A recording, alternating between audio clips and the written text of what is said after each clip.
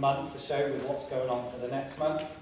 And it might be that on Friday, my daughter's got a school play, and I need to chip out early. So I will stack the front load of the week with all my work and make sure that I get it all done. I can come in at 6 in the morning and work. We're pretty adamant here that, you know, we open at 5, we close at 11. So managers do not work 9 to 5. We're not a 9 to 5 business, therefore we don't work 9 to 5s. So Rob likes to get in particularly early. So Rob works a lot of the early shifts, and he'll swap them around when he needs to. And because I travel from the far side of Bristol, I prefer to come in slightly later. So I got in today, 10:15ish, and I'll stay till like 7 o'clock tomorrow. And that works perfect for me because there's no point in me rushing out. So my daughter's got football practice, my wife's there with her. So what's the point in me getting in at 6? Because no one will be out. So I can stay out till 7, get home by 7:45, and we're all there. So it can be difficult to manage your work life, but if you luck out, and I think we have lucked out here, we can be a little bit more flexible with how you manage things. Have you ever had any concerns or done anything to help any of your staff who might be struggling with that? I mean, is there like a maximum hours people can work, or so in different roles? I mean, like not necessarily yourselves. You know, we do have the working time directive, and we will stay to that as much as we can. So I don't expect people to be working weeks and weeks without days off. And certainly there are roles here where people will try and work every day because they earn extra money, but it puts you in an awkward position because if someone's to have an accident and they've worked 12 days in a row, you kind of open yourself up.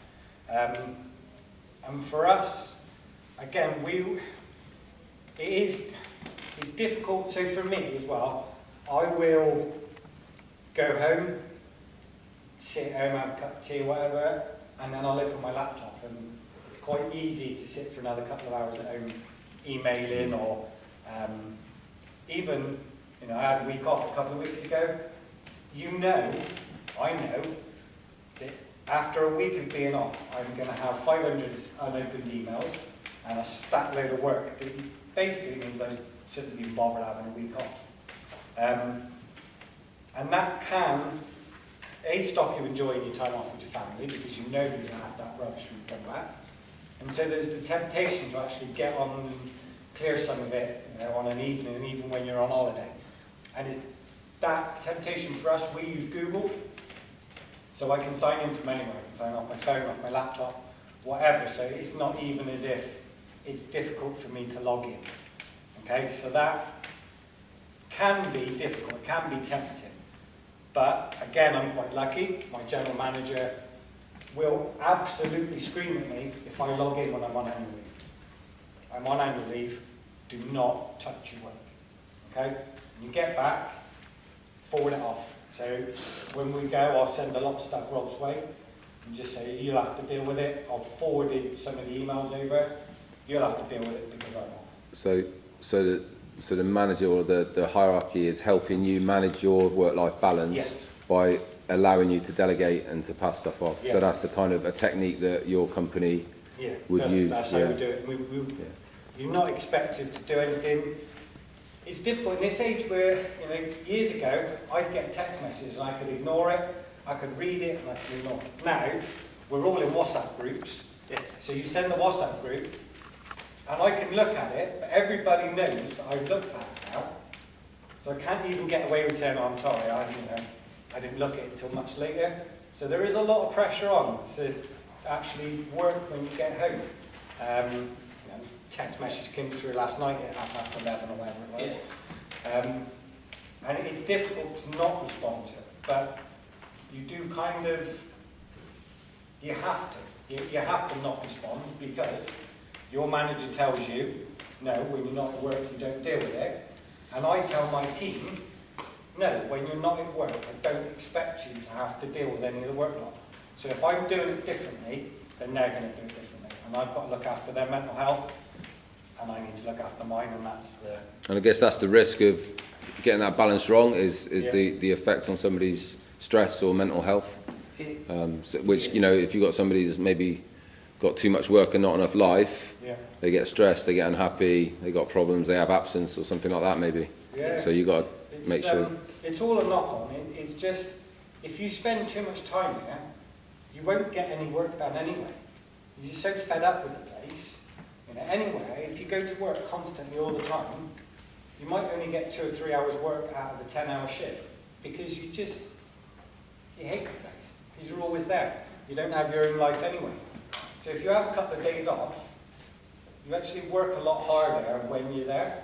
So it's better in the long run to take that time off because you know you're working for 7 hours of an 8-hour shift for 5 days a week rather than 2 hours for an 8-hour shift for 7 days a week. Overall, you're more productive. Great. So it's better to have that time off anyway. But you will burn out. It is difficult though, isn't it? We're open so many hours. Yeah. And so if a 4:45, 5 o'clock, when the duty manager comes in and there's a major problem, someone needs to know about it. And so your phone's going off at 5 o'clock in the morning, and you can't look at it and think, right, well, half the water's missing in the main pool, I'll leave that until I go in at 6. You've got to take a phone call. Yeah. You know, there's an issue at the weekend, got a phone call. I can't ignore it because it's important enough for them to phone. If it's not so important, it's normally a WhatsApp message, a text message.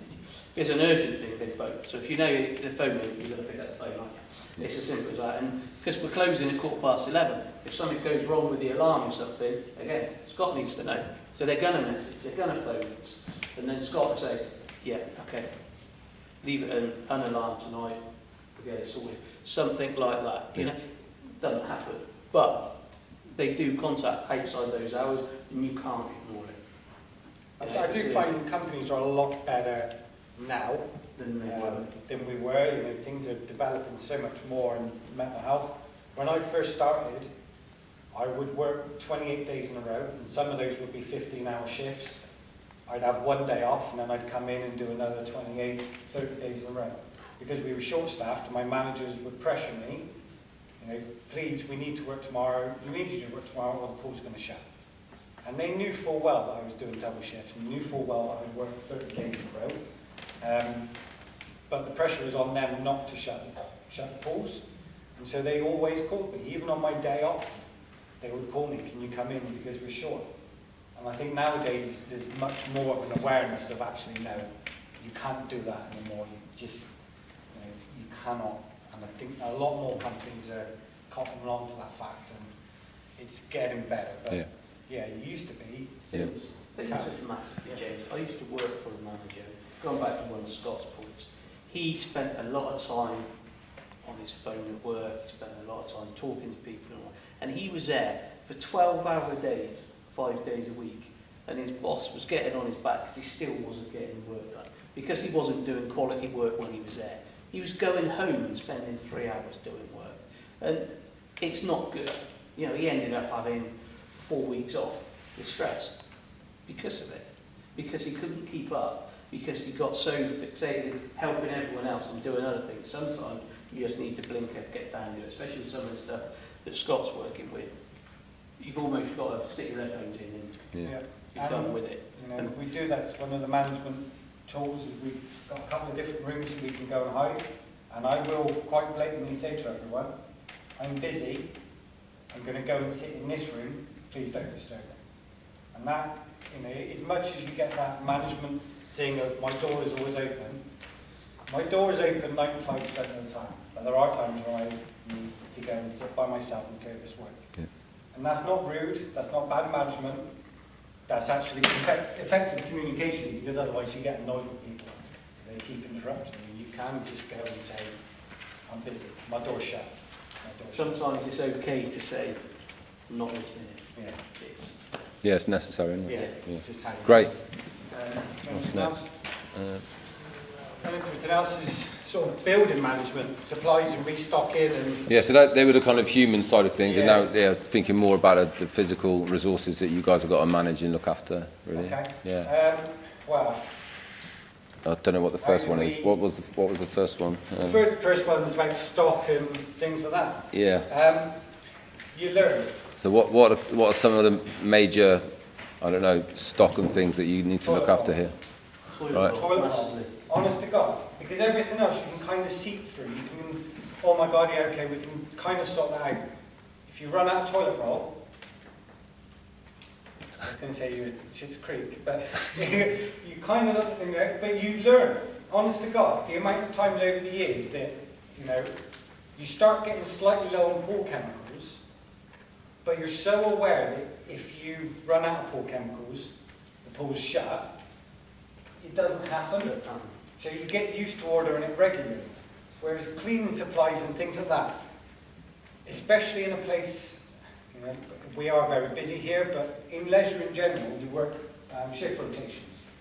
So, you know, I'm on earlies this week, Rob's on late, and there's another duty manager who's off. And I think that Rob's going to order the chemicals, and he thinks I'm going to do it, and it falls through the cracks. And then you run, and the first thing you realise is it's not, because no one's going to come to you, in all honesty, and say, we haven't got any chemicals. We haven't got any cleaning chemicals. What they're going to think is, we don't have to clean today because we ain't got any chemicals. The first thing you hear about it is, we've run out of toilet rolls. And but it's too late then. It's not, oh, we've only got 2 packs left. It's, we're out. Yeah. Like, we're out. And that is the biggest thing, yeah. 24 packs of toilet rolls a day. So how many deliveries do you get? One a week. 1 a week of that, but presumably you've got deliveries coming in every day for different things? For food, for cafe stock, right. things like that. They're ordering every other day, that sort of thing. To keep stuff coming in that's fresh. You've got your perishable stuff that you've got to make sure is as fresh as possible to use. There's some frozen stuffs that come in as and when used. Yeah. But mainly the cleaning. Yeah, so that kind of links back a little bit to the roles and responsibilities about who has to order it, and maybe departments are responsible for ordering their own thing, and then in terms of the coordinating the arrival, the delivery trucks and stuff like that, is there processes for that, or do they just... They deliver on set days. Yeah. Our cleaning chemicals, they deliver on a Thursday. And the duty manager just welcomes them and sorts it out. It gets brought in off the pallet, put down, there it is. Yeah. But it's got to be ordered before 4 o'clock on a Tuesday, be here on the Thursday. Yeah. We know with the breaks orders for the cafe, they deliver on a Saturday morning, they deliver on a Monday, they deliver on a Wednesday, I think it is. So we've got a bit more leeway with those sorts of things. Great. And then obviously the bigger things like the gym equipment, that's a totally different ball game, because a lot of the time they've got to make it before it's not the sort of thing you can buy off the shelf. Yeah. And so there's a process in there. Yeah. One of the biggest fall downs for ordering stuff that can happen here is that each person or each area has a set amount that they're allowed to order.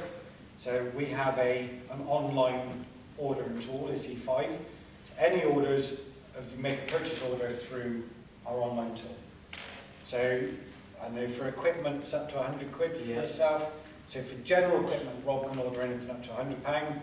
For chemical orders, anything up to like £500. Sort of everything has a different value that he's allowed to order.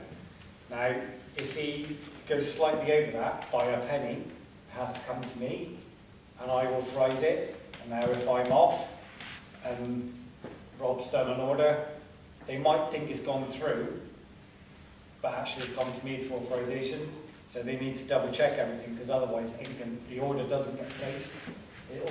Once it's authorised, it's automatically emailed out, and it goes direct to their order company, or whoever we're ordering it from. But that does fall down. So 2 weeks ago I was delivering a course down in Torbay Wednesday, Thursday, Friday, and I kept getting texts all the way through it. Can you order my cafe order? Can you authorise my cafe order? Can you authorise this? Can you authorise that? Because otherwise they're not going to get it. So I had to keep the laptop open and just quickly, that's done, that's done, that's done. Because it does fall apart quite quickly. Great. Is there anything else? Whether you guys have got any... Energy reduction. That's a big one here. We're an energy efficient place. How much do you reckon we spend on utilities, or should we just do electric? Gas and electric. Utilities. Utilities. How much do you reckon I spend every month on utilities? So just to be clear about utilities, is that like gas, electric to light and heat the place and the pool as well included? Including the pool. How much a month? How much? Every month, do you reckon? Go on, somebody have a guess. 200 grand. A month? Yeah. Jesus. We'd be simple. Yeah, we'd be simple. 50k. You're not far off. You're not far off. 50k. About £500,000 a year. Wow. £500,000 So a year. is that your biggest cost then? Or is that bigger than Staff staff? is our biggest cost. Staff, yeah. Cause, Staff is our so you got about 200 staff, did you say? Yeah, about that. Yeah. Full-time equivalent, 90-ish? Yeah. 90, Yeah. So Right. payroll is about £1.4 million a year. So yeah, and energy is about £500,000 a year. So to clear those two biggest, we need to earn at least £2 million every year. So Just We- to clear that off. we use roughly a day what it costs a year in a normal sized house. Yeah. Yeah. It's a When big you old think place. it like that. So Yeah. we And have that's with So, things we got in place. So what- so what are the things, because obviously that's a huge impact on the way you run your business. How can you manage that, or how can you make those efficiencies? What kind of things do you do or can you do? Okay, so we use variable speed drives on our pumps. So you have a pump. So let's take, for instance, our pool circulating pumps. There's 3 pumps. 2 are running at any one time. They're 25 kilowatts an hour. Okay? If they run flat out, they use 25 kilowatts, and they'll move around about 600 cubic meters of water an hour. If I run them at 75%, so say 18 kilowatts, they move around about 540 cubic meters of water an hour. So in respect of pool turnover times and pool water quality, makes as little as no damn it any problems at all. But it saves me about 7 kilowatts an hour per pump. 7 kilowatts in now, right now, 7 kilowatts, kilowatt an hour cost me about 14 pence. But that's, so it's what, £1 an hour, every hour, 24 hours a day. Okay? During the winter, between 4 and 6, we get what's called a triad period. And during triad periods, it's about £1 a kilowatt an hour. So that kind of cost means that A, by ramping it back, I can save about £1 an hour. During trial periods in the winter, I will ramp it down to about 30%. For a greater thing, our handling units, there are 5 air handling units. The 2 big ones for the swimming pool. The supply is 130 kilowatts an hour. Extract is 75 kilowatts an hour, and there's 2 lots of them. So you can imagine there are certain times when the pool isn't so busy that you can ramp the air supply back, because air supply is on a demand basis, per person, per cubic meter of space. So how do you control that then? So we Is have that manual, a complete or is that- building management system? Right, Some of it's manual, but I can do it by presetting. Right. So I can preset it that between 10 and 12, every day I can ramp it down 30%, and then I generally control it depending on temperature, relative humidity, that goes up and down.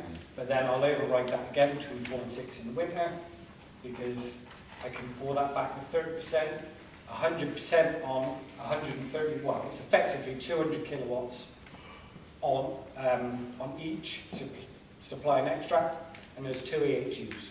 So you can, it's about 400 kilowatts every hour.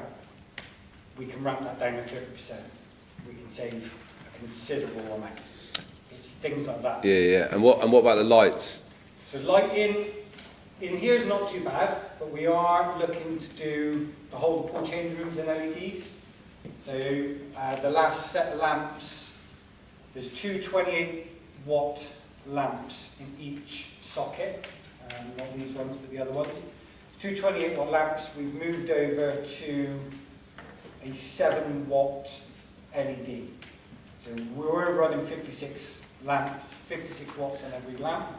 There are 130 in the village changing room alone. So we've moved to 7 watts. So kind of upgrade to a more Yeah. efficient lighting Yeah. system. Yeah. Do they cut off by themselves, any of them, or are they? It's all on PIRs. Yeah, What's that? Sorry. passive infrared. Okay, So when yeah, you, yeah. you know when the lights are off and you walk in, lights are on? Yeah, yeah. Passive infrared. So that helps you obviously Yeah. with waste and stuff. Yeah. Yeah, Brilliant. but the main things are heating and cooling. If you can save on heating and cooling, that's it. So in the winter, when you guys sitting here and you go, do you know it's really hot, we think you should turn the air conditioning on. Well, an air conditioning unit will only cool the air down to about 16 or 17 degrees.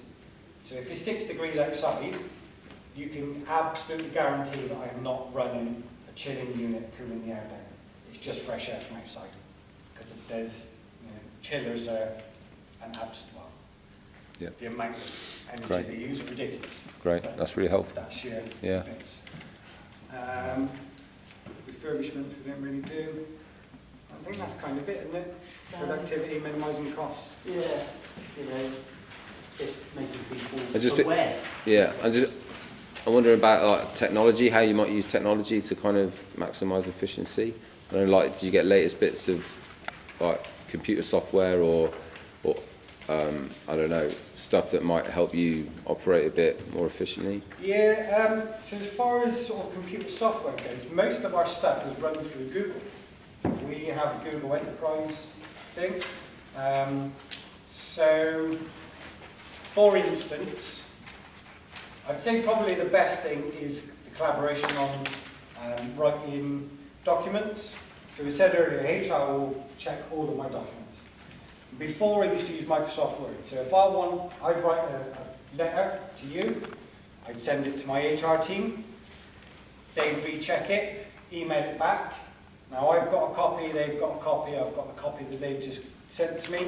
Whereas Google, I share it with you. We both open it up at the same time. You write on it, I see what you're writing.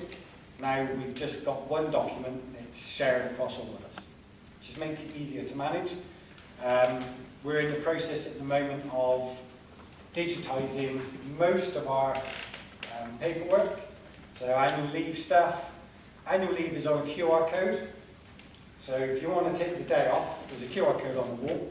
You scan it on your phone, it takes you to a Google form. You fill it out, it emails your head of department directly. They can then authorise it or decline it. And it comes back to you saying, yes, you have your annual leave. And it's stored on to be tallied up on a spreadsheet. And all that happens automatically. We don't have to, other than Rob clicking, yes, you can have annual leave. There's no wasted paper, there's no loss of, can't come back to me and say, I'll put it in 3 months ago. No, you didn't. It's all tracked on your email on digital. But that kind of, I'd say that saves us quite a bit of time after working on the old Microsoft system. Yeah, the Google documents are just, Yeah, we use it. they're making everything so much easier.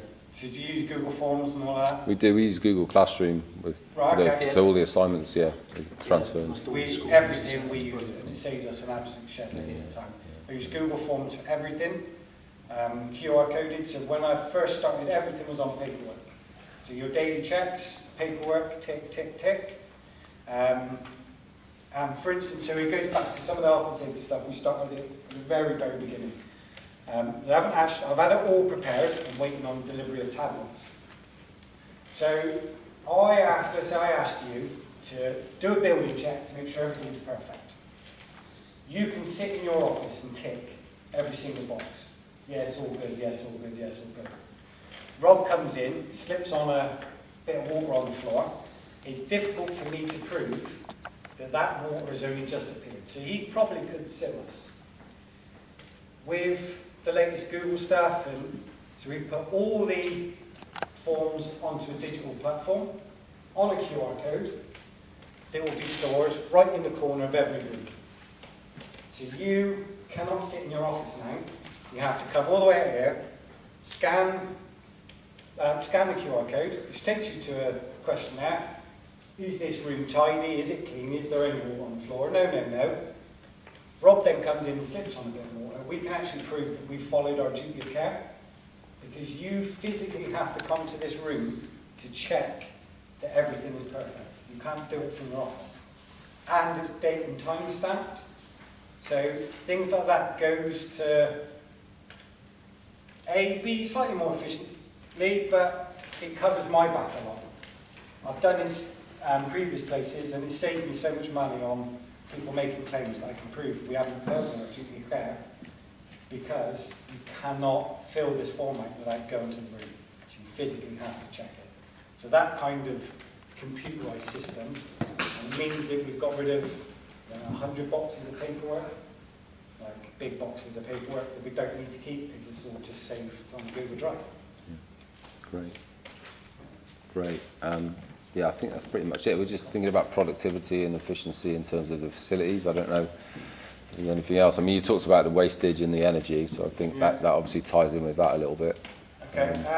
So other things that we've done, I don't know, what else have we done?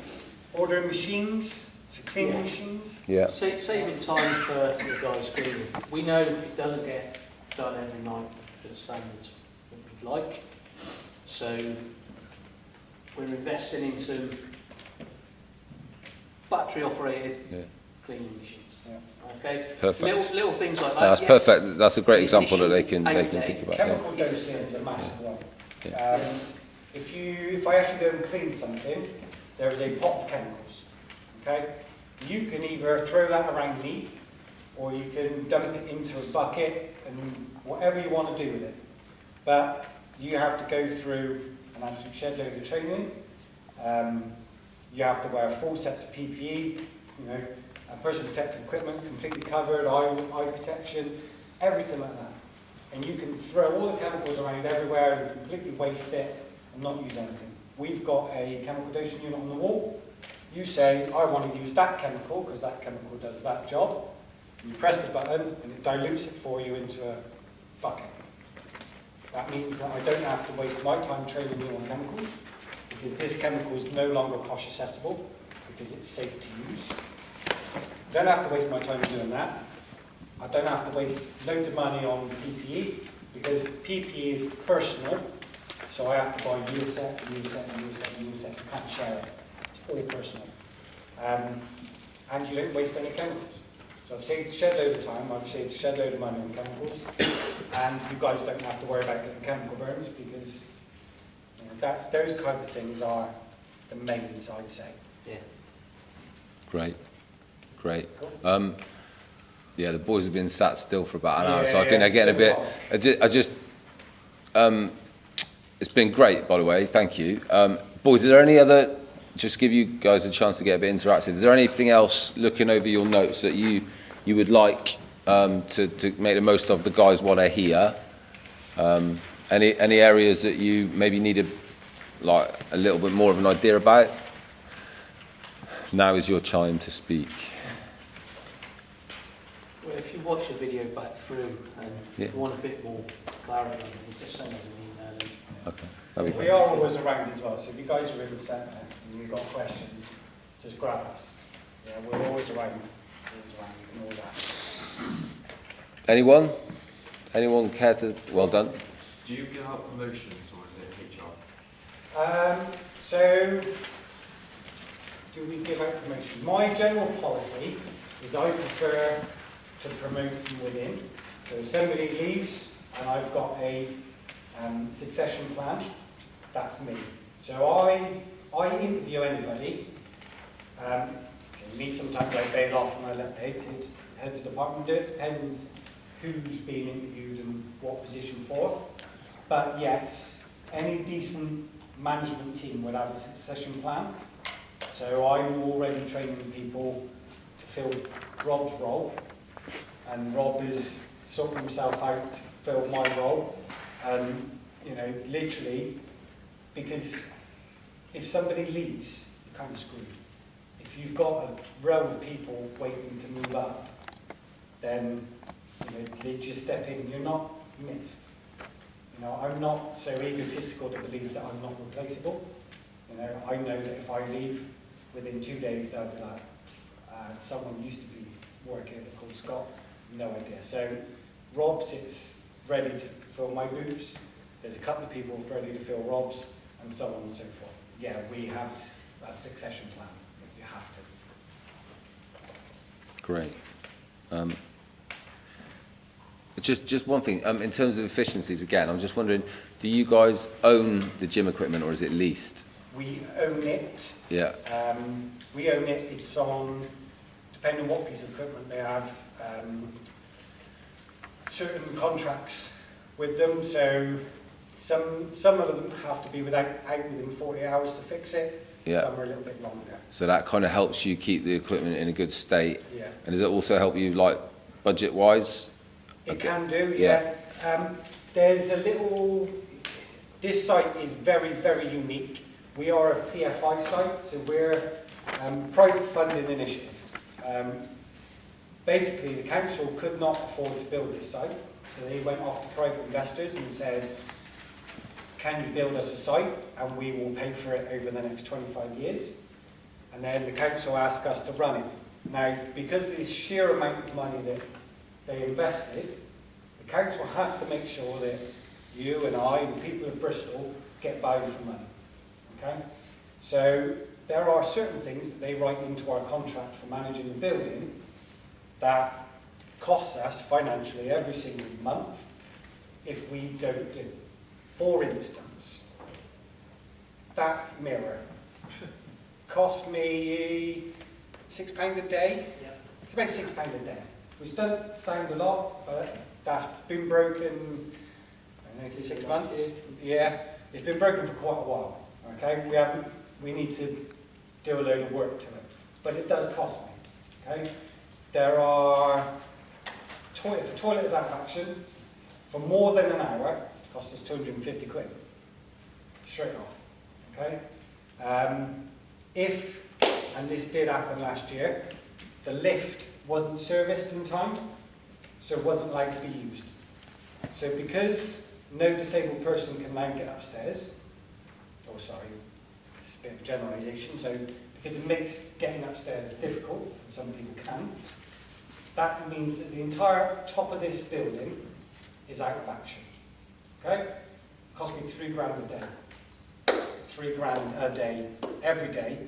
So, efficiencies are, I sometimes have to phone companies and say, oh, you want £1 grand for that piece of kit, but you can deliver it in 2 weeks. Well, if I give you £2.5 grand right now, can you have it to me tomorrow? Because that will save me money. Although as a manager it's a pain that I got to pay because somebody broke our mirror, it's there because I'm a resident of Bristol and the council want to make sure that I get value for money for this centre. So certain things we're almost paying twice because we've got to spend, I don't know, say £2 grand on a mirror, plus we're spending £6 a day. Well, so that's maybe a bit unique to this site. Like a commercial centre wouldn't have those fines on them, would they? And some of the other leisure centres that run on behalf of the council, they don't have that kind of thing either. It's just us. It's just us in Bristol, because we are a PFI. And there are certain things that we have to do because of our contract. And it's a pain managing it, but as a leisure centre user, my whole life in Bristol, actually I agree with it, because I've worked at sites where things are broken for 6 months. Here they can't be because it costs us too much money. It can only be broken for 10 minutes tops, because after that we start getting fines. Yeah, it's difficult to explain about it, but it works well. We also self-report to them. So, we walk around the building, if there's things that are dirty, we'll report it on another system called Help Desk. We get a day and a half to rectify that. Normally, it's done, but if it isn't taken off that system, within that day and a half, that incurs a fine. It's a small fine, £1.50 for a bit of dirt in the corner. You add that up over the month, if it happens on the first day, it all adds up. So it's a case of double checking.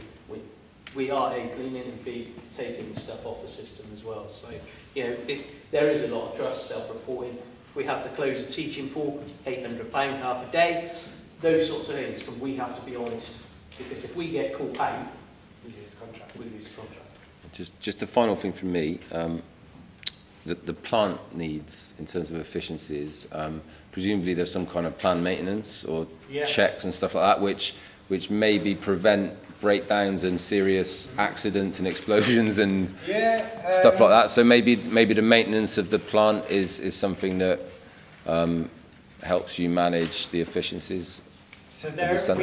we have a PPM, Plan Programme Maintenance, and it will cover the entire, and everything in this building. And some things are weekly checks, some things are monthlies, some are yearly, 6 monthly, everything. But the entire, if you were to see it, you wouldn't quite believe how much stuff is on the PPM. I've got printout of about 5 pages on A3, and you have to magnify it to see how many, there's that many lines on it. It's absolutely ridiculous, the amount of stuff that needs, either because we're told that we have to check it, because somewhere in some documentation it says, you know, the manufacturer will say, we recommend you check this every week. Well, no one ever does, but because it says that, because of our contract, we have to. Yeah. Some things are statutory checks. Lifts have to have a service every 6 months and a what's called a low load every 6 months. So effectively, somebody has to look at every 3 months.